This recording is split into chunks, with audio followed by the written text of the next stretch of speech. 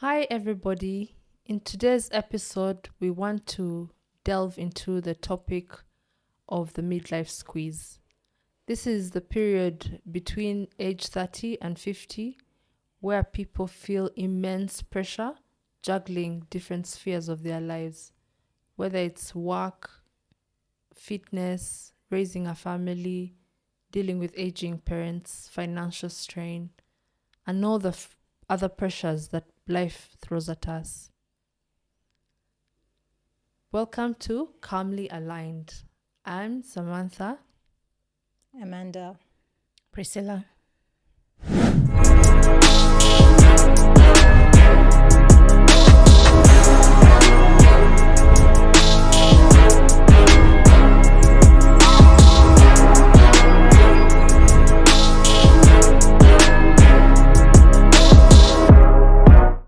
So, ladies, let's dig into this topic. When we talk about the midlife squeeze, how do you feel about it? Is there anything you're facing currently that speaks to that? Wow. Speaking as a person in her 40s, you have 40s? this. With that baby face? You're giving baby. Thank you. Thank you. Thank you, Sama. So there's this idea growing up that I had of what it would be like, what 40 would look like. Mm-hmm. You've achieved all these different things. Basically, a nice, comfortable plateau. You're just going to coast a bit. Instead, pressure. Mm.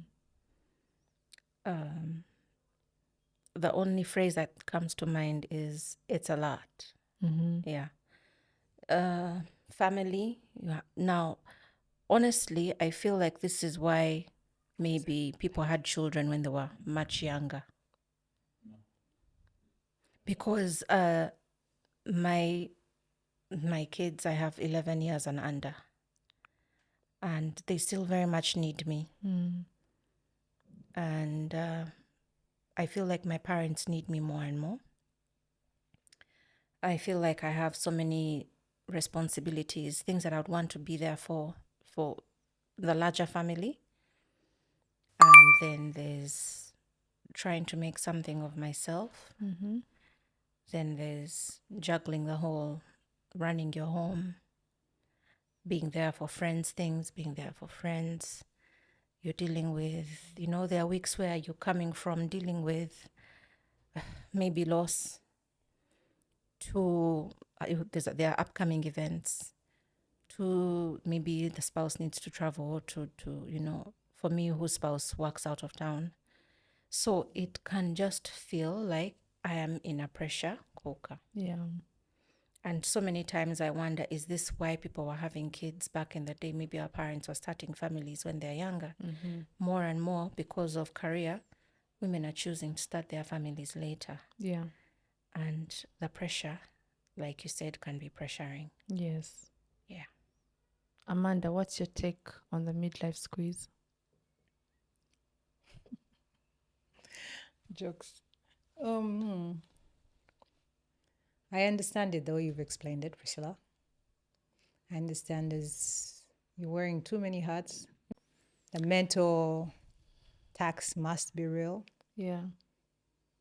Even the tax on the body, it must be taxing for the body. You have to keep healthy. You have to look a certain way. You have to keep up with friends. You have to Have you seen check that? Have you in seen with that the meme? family. Have you seen that meme of "This is me" with a very tired, very beat up looking character? This is me, cooking dinner, doing my exercise, journaling. Have you seen that meme? And remembering to drink water at the same time. That one. Gosh, it's a lot. Yeah. I've added that part. I don't know if that was It part actually, of the meme. yes. And people are less and less empathetic Yeah. to women that are struggling. Because there's so many people that are doing it and make it look easy.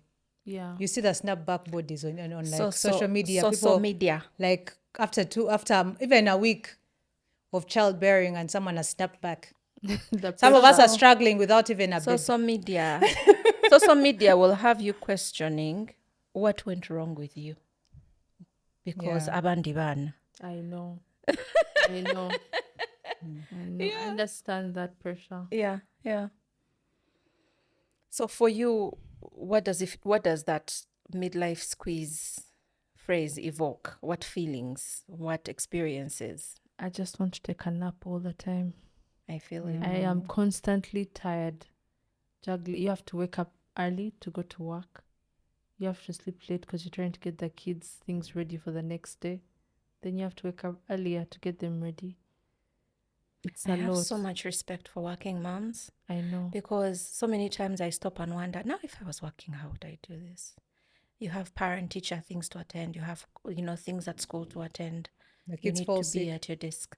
There's someone who needs to go to a doctor's appointment. There's a dentist appointment. There's a fitting for this. Someone's jersey was left. You need to make sure that it's taken to school. You need, Someone is getting remember- married and you have to be just as excited. Yeah, Yes. and contribute. Excitement is not enough.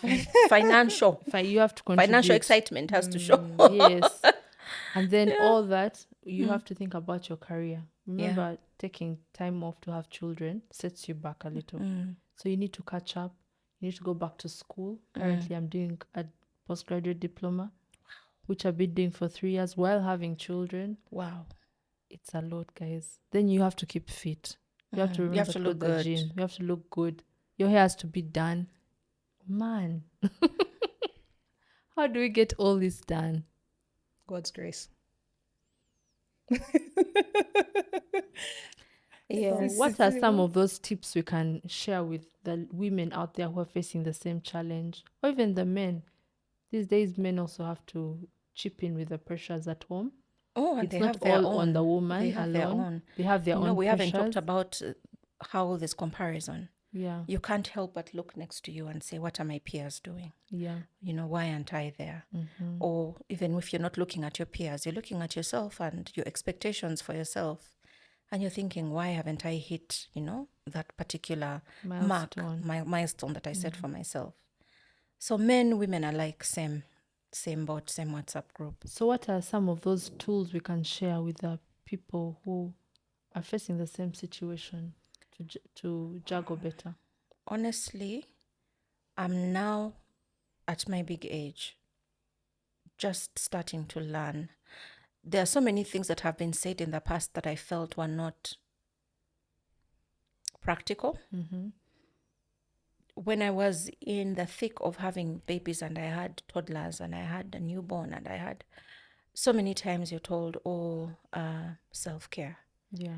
And I look, I'm like, at what point am I supposed to squeeze in the self-care? So I'm just coming to terms with learning and trying to figure things out. We've been hearing these things, these tools and these tips being shared. What I can say is, for me, some of them didn't feel practical. So you bring it down to what you can personalize to yourself. What are the things that you can do to yourself that are practical? The little things, say, for self-care. Is it setting a boundary for yourself and saying maybe, for example, I'll give you an example.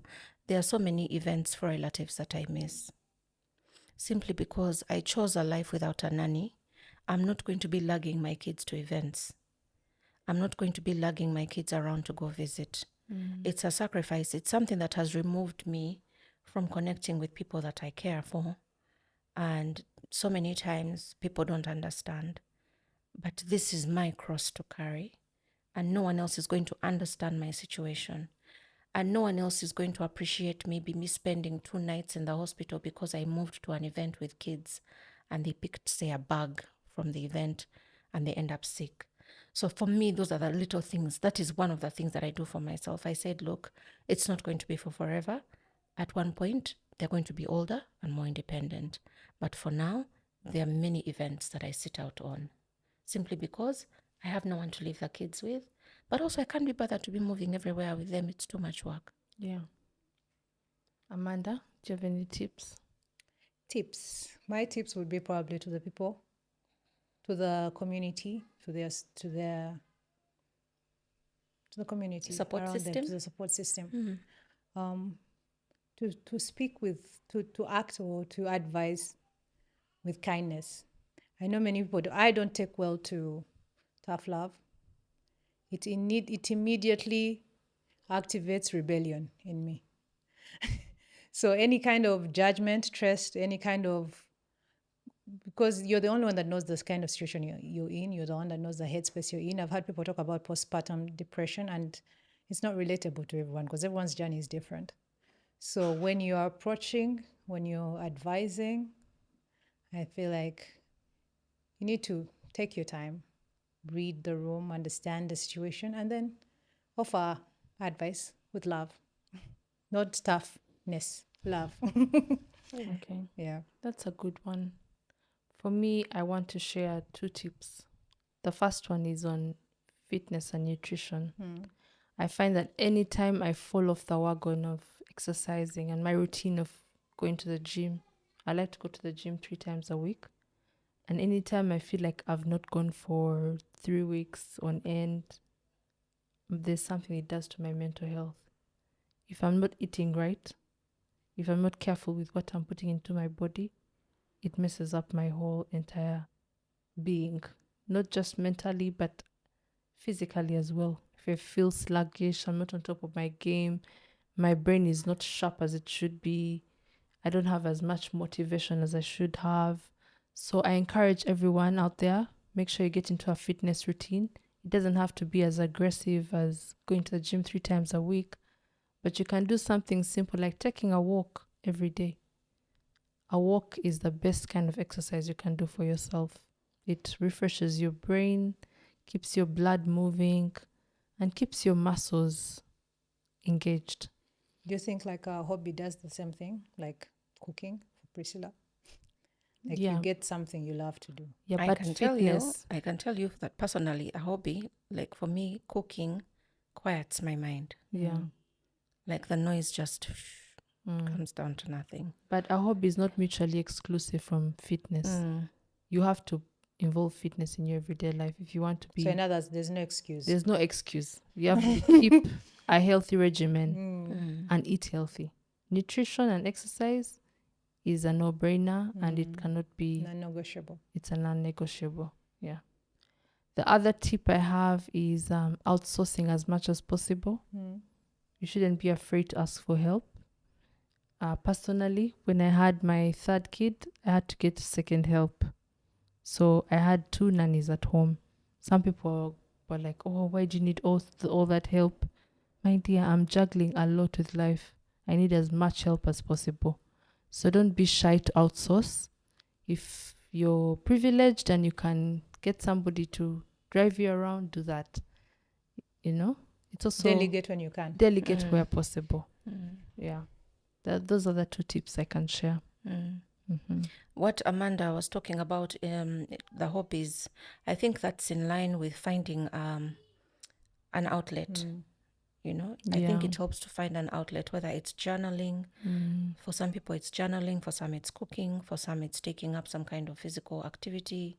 For some, it's painting. For some, it's a podcast where they can go and just offload. For some, it's so find what works for you Yes. and find a way to do it. Make time to do it. Yeah. And also don't give up. It's not easy. Yeah. I've been working this year. I have lost maybe 2, add them back. 2, add them back. But I don't see the results like 2 outwardly. kilos. Yes. But then I can feel it, like my legs don't get swollen as much. So sometimes maybe it's not in the big, you don't look for the results in the big, they don't manifest in big, how do I say it? Big results, basically. Yeah. Big change. Yeah, sometimes it's a small, slight change, but you always feel it. So don't give up. That's a good Keep one. on keeping on. Yeah. Yeah. When I was thinking about this particular topic, another thing that occurred to me is every time, and I've been trying to do this, it occurred to me because it's something that I thought about. I don't know if you guys have heard about people who do challenges where they say, oh, I'm not going to complain. What? So I read about I read about people who are doing a no complaining challenge. Like they pick a month and they say, this month I'm going to try to train myself not to complain. And that got me wondering and thinking a lot about complaining. And of course, for me, being a person who thinks about it a lot and as a serial complainer, one of the things that I've been trying to put into my mind and to constantly, every time I have a complaint, I remind myself that for every complaint, it exists because there's a counter blessing. There's a blessing somewhere in there that I'm not seeing. And I'm blinded to it because I'm only seeing the negative side. For example, you might say, my God, I am so stressed. I need to do A, B, C, D. I need to drop this kid there. But then it's because you have the children to begin with. Yeah. And the people who don't even have the children. Or you have maybe to take your parents to doctor appointments, but your parents are alive. Or your parent is alive. And they're there and they're in your life. You're present in each other's lives. So also mindset, trying to find a way to shift You and don't have to, and you have get to. perspective. Yeah. It's not about having to, it's about getting to.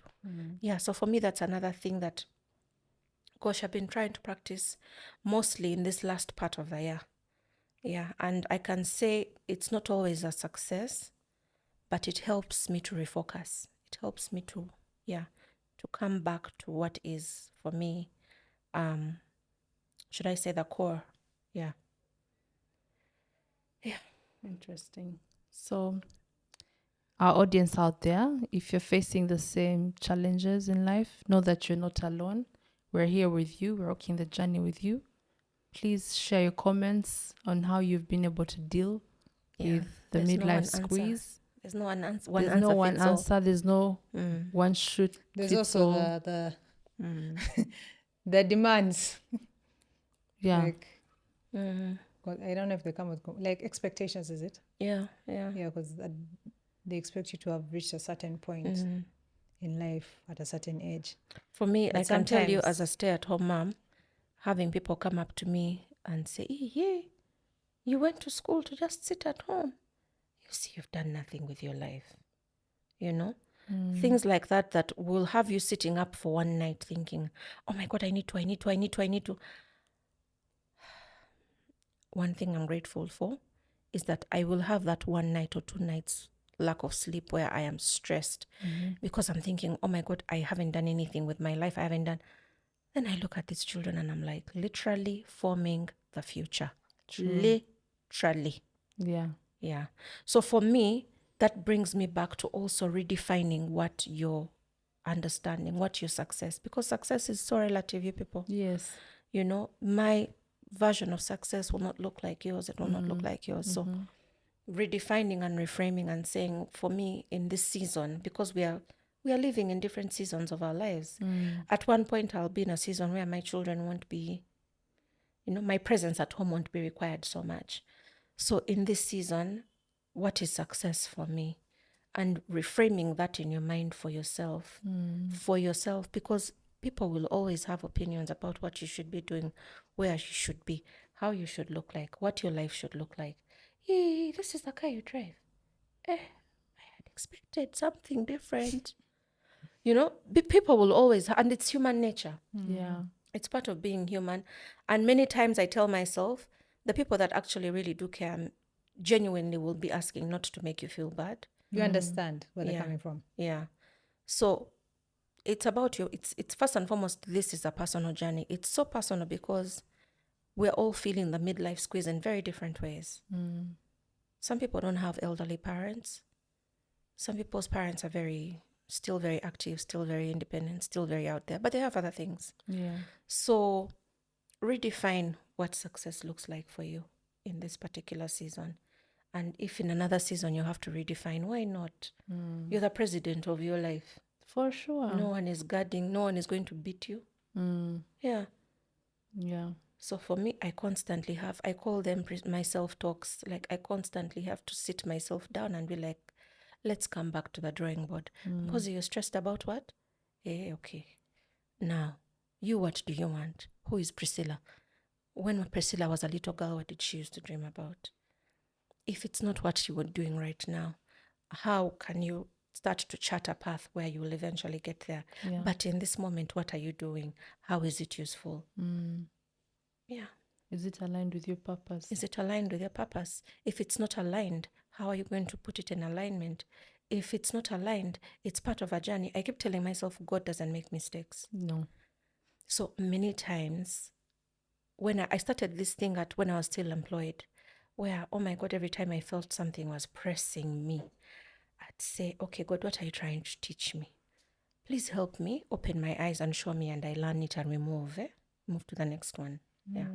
Thank you, our audience, for tuning in to this episode. I hope you enjoyed the conversation. Be part of the conversation. Comment, like, subscribe. Share. First and foremost, you start by sharing to any and everyone. Stand on top of a mountain and sing about us. Yes. Yeah. Together we rise. Thank you for Absolutely. tuning in. See you next time.